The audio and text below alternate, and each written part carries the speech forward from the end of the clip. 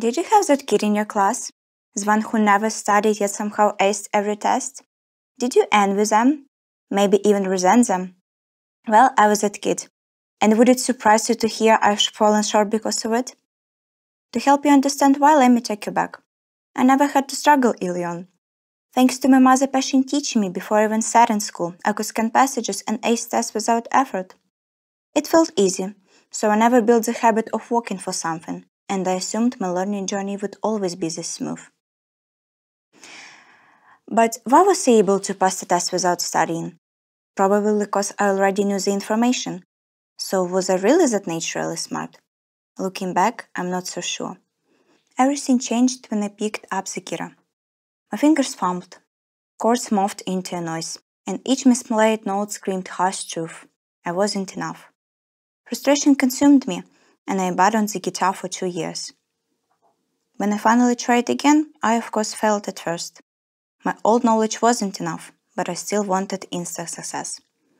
But this time, I practiced chords and riffs one at a time, and gradually improved. Along the way, I realized learning isn't a one-off achievement, but a continuous conversation between who I am today and who I aspire to be tomorrow. The guitar, once just a hobby, became a mirror. It showed me what happens when you stop learning, when you rely too much on what once came easily. That's when I finally understood the concept of lifelong learning.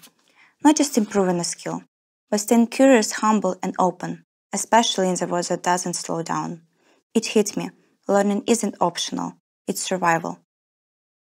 Did you know that by 2025, almost half of today's in-demand skills, from routine data entry to basic digital literacy, will be obsolete?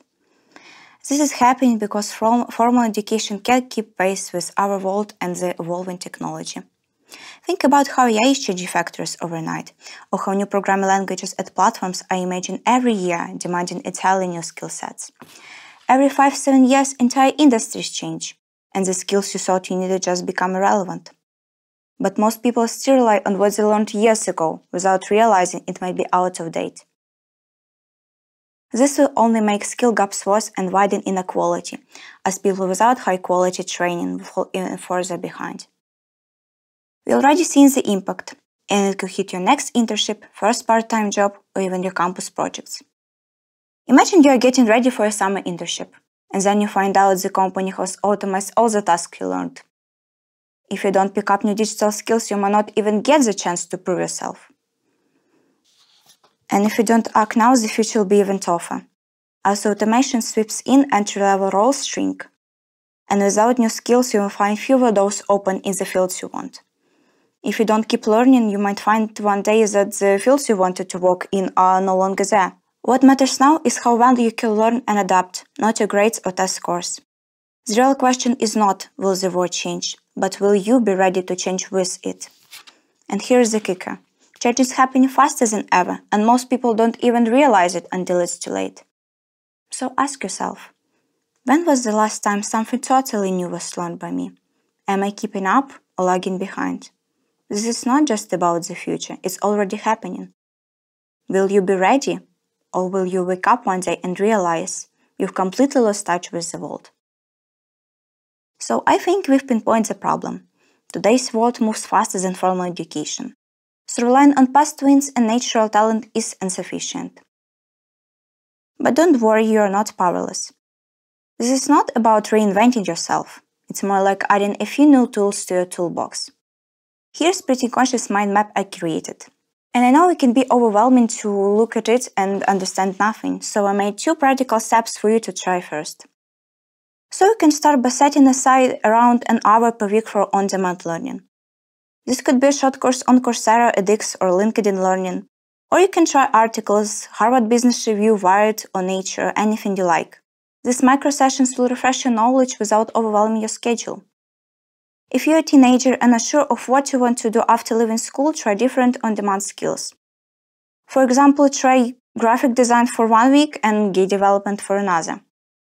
If you're at university, you can always try something new too, but maybe it would be better to try something that goes along with your diploma. Regarding articles, here's a trick. Don't start with a 20-page report. Pick one piece that grabs you, read it over coffee, bookmark unfamiliar terms, and use it to help you think of your next question. Soon enough, you won't notice as you will share what you know during classes, interviews, group chats, and etc. Next, hone 3 key transferable skills: critical thinking, communication, and creativity, by adopting small daily habits.